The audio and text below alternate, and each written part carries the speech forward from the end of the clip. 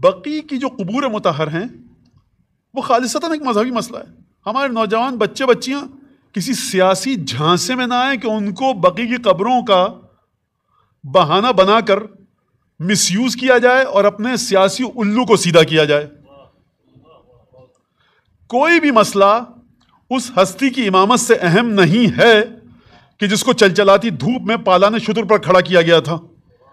جب نبی کریم دنیا سے تشریف لے گئے تو بڑے بڑی شخصیتیں آئیں کہ ہاتھ یدک علی اپنا ہاتھ لاؤ، لَأَمْلَأَنَّ الْمَدِينَةَ خَيْلًا وَرَجُلًا، تم اشارہ کرو، چٹکی بجاؤ میرے الفاظ میں، اور ہم مدینے کی گلیوں کو اپنے لشکریوں سے اور گھوڑوں سے بھر دیں گے، اور ایک ریوالٹ قسم کا ریبیلین ایک سلسلہ شروع ہو جائے گا، حکومت تمہیں دلا دیں گے. یہ ہے وہ مقام. امیر المومنین نے کہا کہ یہ کام میں نہیں کروں گا، اہم ترین مسئلہ ہے کائنات کا، بلغ ما انزل الیک من ربک.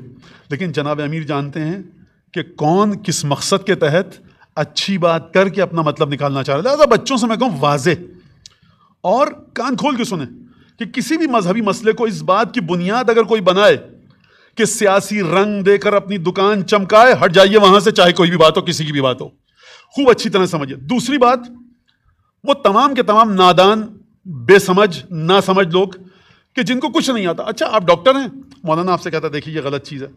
مولانا لوگ عجیب باتیں کرتے ہیں. ٹھیک ہے صاحب ہم چپ ہو گئے. آپ انجینئر ہیں، ارے مولانا لوگ یہی باتیں کرتے ہیں، سب یہ سکھاتے رہتے ہیں. کیا آپ 21ویں صدی میں آئیے، 22ویں صدی میں. اچھا یہ بتائیے 22ویں صدی ہے کیا؟ 22ویں صدی مطلب یہ کہ جس کی جو فیلڈ ہے ریلیونٹ اس کے بارے میں بات کریں. تو سرکار آپ دین کے سلسلے میں اپنی زبان مبارک کو تعلق سے کیوں نہیں لگا لیتے؟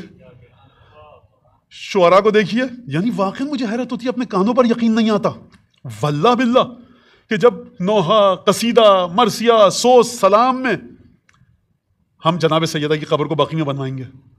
یعنی جناب سیدہ کی مظلومیت کا یہ عالم ہے کہ جو شہادت منا رہا ہے، امام باڑے میں آ رہا ہے، فرش عذاب پہ بیٹھ رہا ہے، وہ یہ پڑھ رہا ہے مرثیہ، اس کو یہ پتہ ہی نہیں کہ ہو کیا رہا ہے. اور اس سے زیادہ میں بات کرنا مناسب نہیں سمجھتا باقی کے بارے میں، ورنہ یہ مسئلہ اتنا آسان نہیں ہے جو آپ ہر ایک کے ساتھ ہم نوا ہو جاتے ہیں. صاحب پیٹیشن سائن کیجئے، یہ کیجئے، وہ کیجئے. ذرا دیکھ کر چلیے. کسی کے راستے کو طے کروانے کے لیے اپنی گردن کو پل مت قرار دیجئے. وہ گردن کو کچلتا ہوا بیٹھ جائے اونچے مقام پر اور آپ وہیں آپ کی گردن رہ جائے. جو چھٹے امام نے نصیحت کی تھی عنوان بصری کو، اس میں سے ایک یہ وصیت تھی اور نصیحت تھی کہ اپنے آپ کو کسی کے مقصد تک پہنچنے کے لیے پل مت بنانا. اس بات پر توجہ کریں، یہ دو چیزیں irrelevant چیزیں. مجلس کیجئے، امام باڑے ماتم کیا، زیارت پڑی، اپنے اپنے گھروں کو چلے گئے. ہو سکتا ہے بہت سے لوگوں کو یہ ان کی خاطر پر گنا گزرتا رہے. بات اگر دلیل سے کرنی ہے تو دلیل پوچھیے. گرا گزر رہا ہے، مولانا آپ نے بات غلط کہی، میں آپ کو سمجھاؤں گا. لیکن یہ دو چیزیں اپنے ذہن میں رکھیے گا. اور جب بھی کسی امام باڑے میں آپ سنیں کہ کسی مرثیہ میں سوچ سلام میں پڑھا، آپ کیوں نہیں پوچھتے کہ سرکار آپ نے جو شعر پڑھا تو یہ کیا ہے؟ یہ بقی میں تو جناب سیدہ کی قبر نہیں ہے، کہیں پر بھی معتبر روایت میں نہیں ہے، اور تقریباً ہر جگہ پر ہم جناب سیدہ کی آپ ہیں کون اور آپ کرنا کیا چاہتے ہیں؟